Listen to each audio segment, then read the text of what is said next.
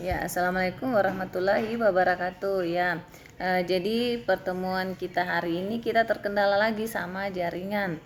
Ya, tidak apa-apa ya. Yang penting intinya kalian tolong perhatikan apa yang saya jelaskan saat ini.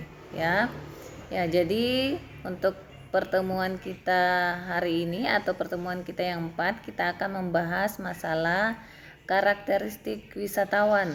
Ya, tadi sempat kita tatap muka mungkin sekitar 5 menit ya. Di situ sempat saya bertanya kepada kalian apa yang kalian ketahui tentang wisatawan, dan alhamdulillah kalian sudah memahami wisatawan itu seperti apa. Ya, jadi kita langsung masuk di materinya ya. Ya, jadi di situ bisa kalian lihat pengertian wisatawan. Ya, walaupun PowerPoint-nya ini agak seperti ini ya, karena setelah dipindahkan di HP jadi seperti ini kelihatannya. Tidak apa-apa ya, saya kira kalian masih sangat jelas dalam penglihatan kalian. Ya, di situ ada menurut Sukadijo. Dia mengatakan bahwa wisatawan adalah orang yang mengadakan perjalanan dari tempat kediamannya tanpa menetap di tempat yang didatanginya, atau hanya untuk sementara waktu tinggal di tempat yang didatanginya ya. Jadi orang-orang yang yang berwisata dia dinamakan wisatawan ya. Jadi maksud kunjungan mereka itu tentunya untuk menyenangkan diri mereka, dan itu biasanya diadakan pada waktu-waktu tertentu saja, misalkan ada liburan kantor ataupun meminta cuti untuk melaksanakan liburan yang direncanakan, dan itu hanya sementara waktu saja ya. Nah, dari pengertian wisatawan kita langsung beranjak di slide berikutnya. Nah, di situ ada karakteristik wisatawan berdasarkan psikografi. Ya. Dalam psikografi, wisatawan dipilah-pilah berdasarkan kepribadian individu, gaya hidup, dan kelas sosial. Nah, kalian pasti ingin tahu apa sebenarnya dimaksud dengan kepribadian individu, gaya hidup, dan kelas sosial. Nah, selanjutnya kita langsung masuk ke slide berikutnya untuk penjelasan lebih jelas.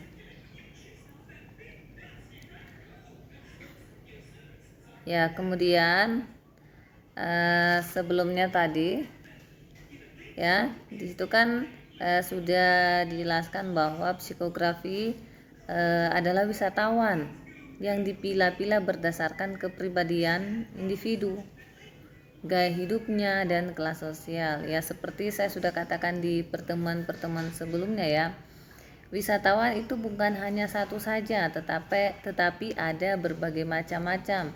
Dan tempat berwisata ini tidak semuanya orang bisa berkunjung. Ya, tergantung dengan gaya hidup dan kelas sosial. Ya, tentunya misalkan kalian ingin berkunjung ke Bali, ya kan, di sana kan kalian ketahui bahwa banyak sekali yang kalian bisa nikmati di sana. Tentunya itu harus didukung dengan kondisi keuangan Anda supaya Anda bisa ke sana. Ya, seperti itu ya. Kemudian kita lanjut. Nah, di situ ada karakteristik wisatawan berdasarkan aspek sosioekonomi.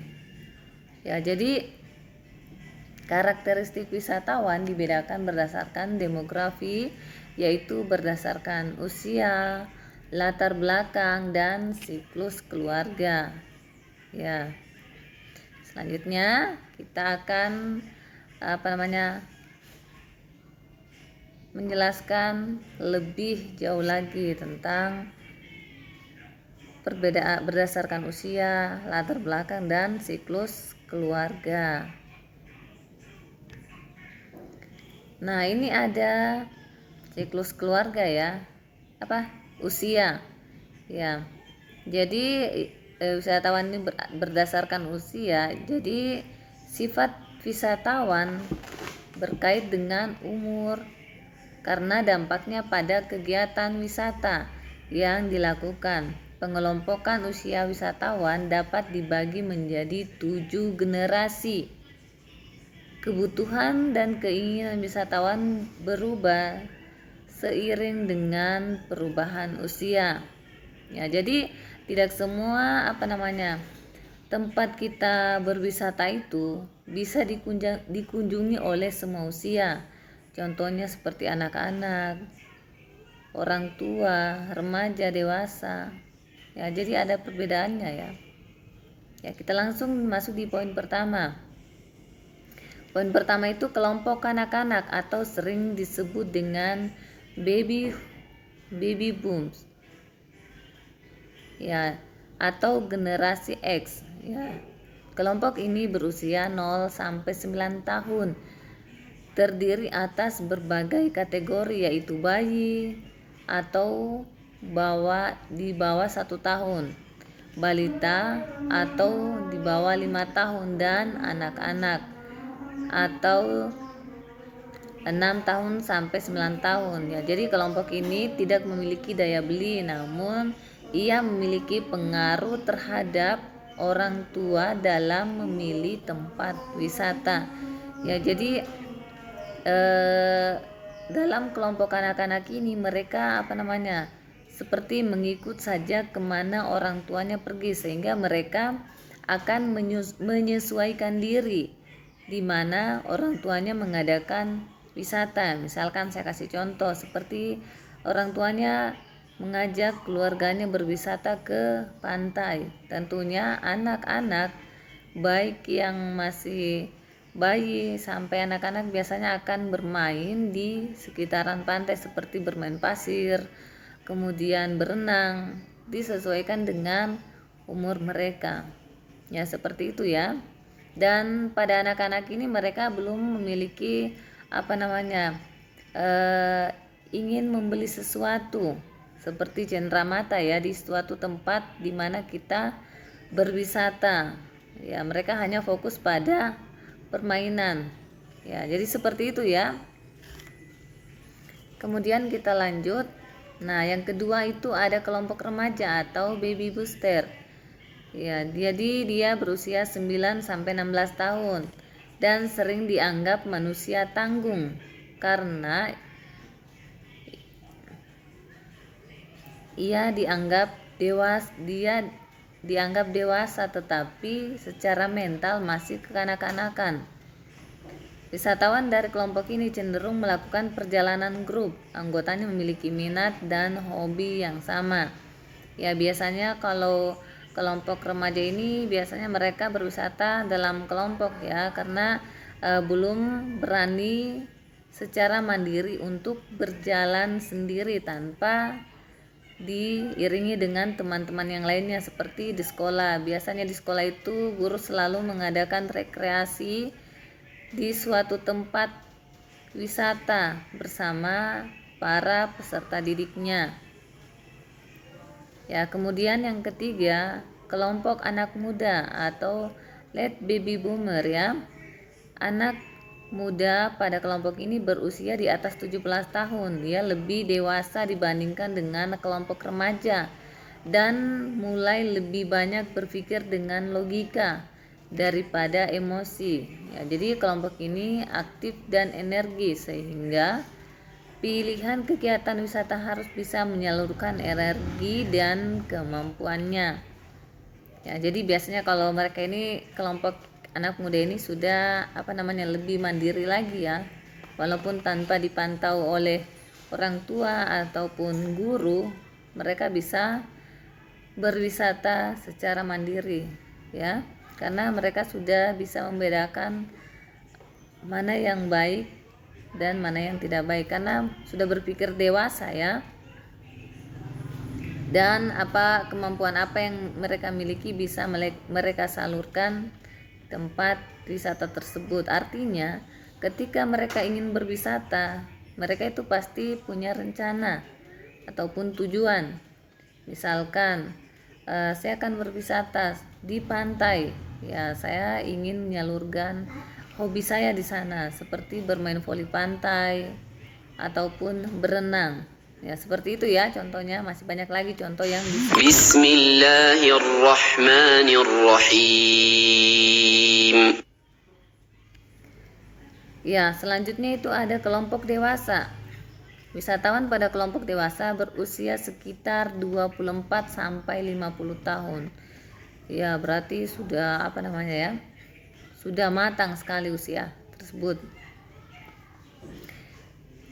Ia sudah memiliki pekerjaan tetap dan masuk dalam usia produktif. Sehingga kesempatan wisata merupakan hal yang langka dan ditunggu. Perencanaan perjalanan harus dilakukan karena keterkaitan dengan waktu cuti dan pendanaan. Ya, jadi kelompok dewasa ini mereka tidak asal mengatakan bahwa saya ingin jalan-jalan ke suatu tempat langsung pergi, tetapi tidak ya, memang mereka harus memiliki rencana yang matang ya, karena disebabkan oleh kegiatan sehari-hari mereka, misalkan pekerja kantor ataupun pekerja yang lainnya. Karena tempat dia bekerja, dia diatur oleh peraturan yang ada di sana. Sehingga ketika mereka ingin berwisata, tentunya mereka harus menunggu waktu libur yang diberikan ataupun mereka meminta cuti dari atasan mereka. Begitu pula pendanaan, ketika mereka ingin berwisata harus disiapkan dalam hal pendanaan, karena ketika akan berwisata tentunya harus mempunyai dana yang cukup, mulai dari ketika akan berangkat di tempat wisata sampai kembali lagi ke tempat semulanya. Ya, seperti itu ya. Kemudian yang kelima, kelompok setengah baya atau forward. Wisatawan setengah baya adalah wisatawan dewasa yang sangat mapan dan memiliki ciri-ciri. Ia mempunyai pendapatan yang cukup tinggi, namun waktu wisata yang terbatas. Umumnya memiliki kondisi fisik yang baik sehingga mampu melakukan yang sendiri-sendiri ya.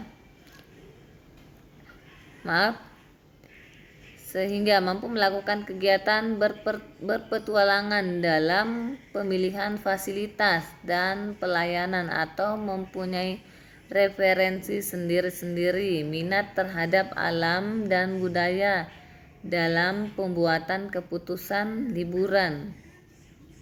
Banyak faktor yang harus dipertimbangkan. Ya, jadi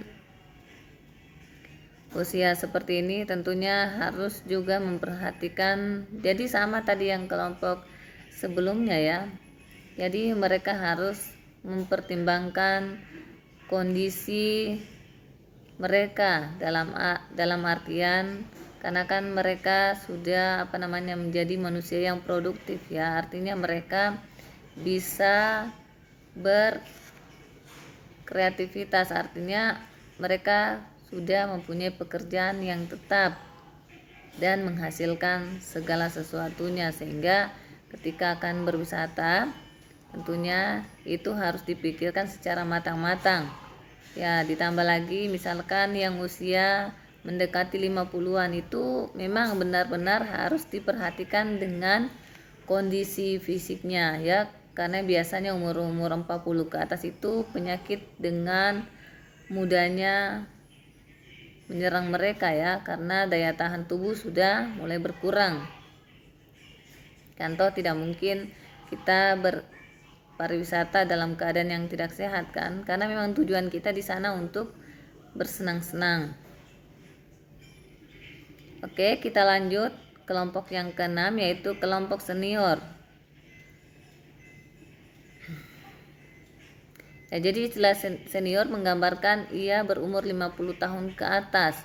Beberapa di antaranya masih aktif bekerja atau sering disebut lanjut usia, tetapi sebagian besar sudah memasuki masa pensiun. Wisatawan ini umumnya kurang menyukai kegiatan di luar ruangan ya, atau memilih kegiatan di dalam ruangan. Ya, jadi sebagian besar ya pada umur-umur seperti ini mereka itu sudah tidak terlalu berharap atau menginginkan wisata yang ada di luar ruangan. Ya, biasa mereka cukup dengan wisata yang ada di dalam ruangan. Ya, contohnya mereka kurang lagi suka untuk wisata ke pantai, ke Candi Borobudur misalkan. Ya, tetapi mereka itu cenderung lebih suka dengan kegiatan di dalam ruangan. Ya, dikarenakan dengan kondisi fisik mereka yang memang sudah rentan dengan penyakit. Ya. Nah, seperti itu ya. Kemudian kita lanjut. Nah, selanjutnya itu ada latar belakang pendidikan. Ya, latar belakang pendidikan erat kaitannya dengan preferensi dalam pemilihan kegiatan wisata. Ya. Yang berpendidikan rendah biasanya itu memiliki yang pertama, ini kurang jelas ya PowerPoint-nya. Yang pertama itu memiliki kemampuan dan pendapatan yang cukup, pendapatan yang rendah, sehingga ia cenderung mempunyai keterbatasan dalam pemilihan kegiatan wisata. Ya, tentunya seperti itu ya. Sudah saya katakan sebelumnya bahwa ketika kita akan mengadakan wisata itu tentunya harus didukung dengan dana kita, tentunya yang memiliki penghasilan di bawah rata-rata itu tentunya akan memilih tempat wisata sesuai dengan kemampuannya yang tidak memakan biaya cukup tinggi. Ya, kemudian yang kedua, bersifat pasif atau pasrah terhadap pelayanan fasilitas yang disediakan. Ya, tentunya kalau seperti itu ya, kan kita punya dana hanya sedikit. Tentunya apapun yang kita terima di tempat wisata, apapun bagaimanapun orang melayani kita, kita harus terima dengan kondisi seperti itu, karena memang dana kita memang terbatas. Ya, berbeda kalau kita mempunyai dana yang banyak, tentunya kita akan dilayani sesuai dengan kondisi keuangan kita. Ya, kemudian yang ketiga, ia cenderung tidak fleksibel terhadap pilihan di suatu wisata, di tempat wisata, dan lebih mampu menangani permasalahan yang tidak diharapkan. Ya, kemudian yang keempat, lebih jarang membangun hubungan dengan masyarakat setempat karena ia cenderung mempunyai kemampuan sosial yang rendah ya. Jadi memang sangat sangat nampak ketika orang mempunyai latar pendidikan yang rendah dibandingkan dengan yang memiliki latar belakang pendidikan yang tinggi. Ya, dimana ketika kita memiliki pendidikan yang tinggi itu kita bisa bersifat yang lebih bagaimana ya, kita kan sebagai orang-orang yang mempunyai pengetahuan dibandingkan dengan orang-orang yang tidak memiliki pengetahuan. Itu sangat beda sekali pemikirannya ya. Sama juga kalau kalian nanti jadi guru. Kalau nanti kalian jadi guru itu seakan-akan seperti apa, kalian mungkin ingin dihargai oleh siswa kalian, ingin dibanggakan. Ya, namanya baru kan, tetapi coba 5 tahun ke atas itu Anda anggap bahwa jadi guru itu tidak seperti yang Anda bayangkan sebelumnya. Ya, jadi Anda tidak lagi bersifat yang seperti saya katakan tadi. Ya, jadi seperti itu ya. Tentunya ada perbedaan orang yang berpendidikan tinggi dengan yang berpendidikan rendah. Ya, kemudian kita lanjut. Nah, yang ketiga itu atau bagian C, pendapatan. pendapatan seseorang secara umum berkaitan dengan pendidikan, pekerjaan, dan usia. Dengan kata lain, ia yang berpenghasilan tinggi cenderung memiliki tingkat pendidikan yang tinggi dengan jenis pekerjaan yang tetap dan usia tertentu. Ya, jadi pendapatan ini ya. Ya, tapi tidak bisa juga kita katakan bahwa orang yang mempunyai pendidikan tinggi saja yang memiliki pendapatan yang tinggi, ya, tidak ya. Tidak bisa. Coba lihat para pengusaha. Para pengusaha itu banyak yang hanya tamatan SMA. Bahkan coba kita ambil contoh seperti menteri kita yang pernah jadi menteri kelautan, Ibu Susi kan, dia hanya tamatan SD waktu itu, tetapi dia pandai berusaha jadi pengusaha, bahkan dia mempunyai pesawat pribadi ya, dan banyak sekali kapalnya ya, karena memang dia mampu atau berani dalam bertindak, dan tentunya ia tetap konsisten dengan tujuannya ya. Jadi tidak bisa kita katakan juga bahwa orang yang hanya berpendidikan yang tinggi yang mempunyai penghasilan tinggi, ya, tidak ya. Ya, tetapi kadang orang berpikir bahwa kalau berpendidikan tinggi pasti mempunyai pendapatan yang tetap dan penghasilan yang tinggi. Ya, kalaupun juga misalkan kalian selesai S1 kemudian lanjut lagi S2 dan bekerja di suatu tempat, Anda akan di suatu tempat di mana nanti Anda akan kerja. Tentunya itu bisa kalian mencapai penghasilan yang tinggi jika kalian mau bekerja keras. Ya, jadi seperti itu ya. Kemudian yang keempat, ya, jadi jenis kelamin ya. Jadi jenis kelamin juga ini menentukan. Ya, jadi wisata menjadi kegiatan yang didominasi oleh kaum laki-laki, tetapi seiring dengan isu kesetaraan gender, wisatawan wanita pun menunjukkan perkembangan yang menggembirakan. Ya, itu untuk jenis kelamin. Ya, jadi sekarang tidak ada lagi perbedaan laki-laki dan perempuan. Kalau dulu itu semuanya itu yang harus memimpin suatu daerah, suatu negara itu harus laki-laki, tapi sekarang tidak ada lagi perbedaan ya. Semua, apalagi untuk berwisata saja, ya, tidak ada perbedaan. Ya, saya kira itu. Ya, kemudian yang selanjutnya itu ada siklus keluarga. Ya, konsep siklus keluarga sebenarnya menggambarkan tahapan kehidupan seseorang dalam pengaruhnya terhadap ciri-ciri wisatawan. Ya, siklus ini memberikan peluang kegiatan wisata dalam beragam. Wisatawan lajang cenderung lebih banyak melakukan kegiatan wisata di luar rumah daripada wisatawan yang sudah berkeluarga, ya, tentunya ya. Kalau kalian mungkin di sini ada yang sudah berkeluarga, ada juga, dan pada umumnya belum ya.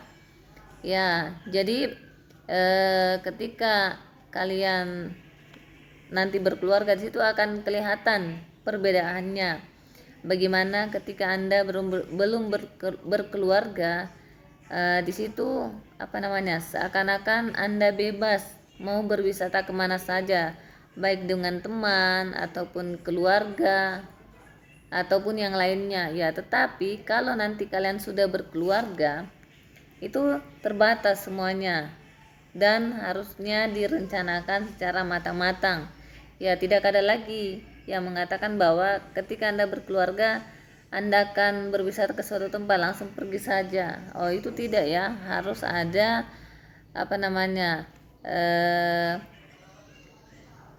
komunikasi dulu dengan keluarga barunya, ya, seperti itu ya.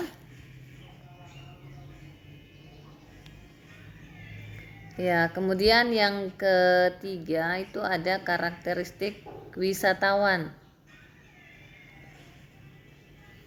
Ya, Berdasarkan aspek geografi, wisatawan dibedakan berdasarkan geografi atau wilayah asal kedatangan. Daerah asal wisatawan merupakan aspek penting dalam memahami karakteristik wisatawan, karena hal tersebut berkaitan dengan kebudayaan, nilai, sikap, kepercayaan, dan sistem.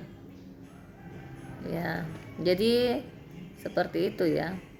Karakteristik dari wisatawan. Ya, kemudian kita lanjut. Ya. Yang keempat, karakteristik berdasarkan pola perjalanan.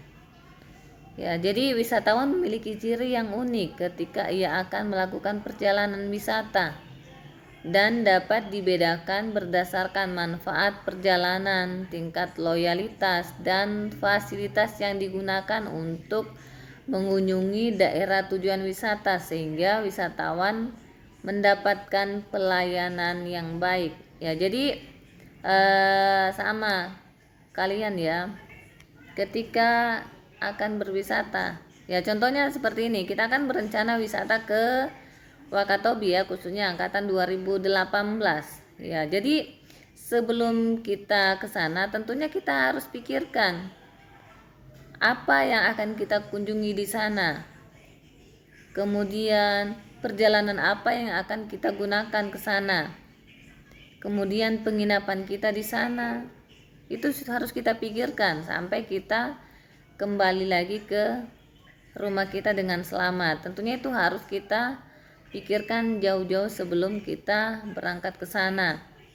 Ya, tentunya karena tujuan kita memang ingin bersenang-senang dengan mendapatkan pelayanan yang bagus di tempat wisatawan kita. Ya, saya kira itu ya. Jadi untuk materi kita hari ini saya kira cukup. Ya, jadi seperti di pertemuan sebelumnya ya, kalian buat rangkuman, kemudian dikumpul paling lambat pukul 15.00. Jangan lagi ada yang kirim 1 hari sesudahnya ya. Ya, yang kirim 1 hari sesudahnya itu saya tidak terima lagi tugasnya. Ya, semoga minggu depan jaringan kita sudah bagus sehingga bisa kita kuliah lagi melalui Zoom dan kita adakan tanya jawab. Tentunya saya kurang suka sebenarnya seperti ini karena tidak ada interaksi dengan kalian ya. Jadi untuk materi kita hari ini karakteristik wisatawan saya kira cukup ya. Ya, kalau ada yang belum dipahami silakan ditampung pertanyaannya. Minggu depan semoga jaringan sudah bagus, silakan tanyakan kembali. Ya, sekian dan terima kasih. Wassalamualaikum warahmatullahi wabarakatuh.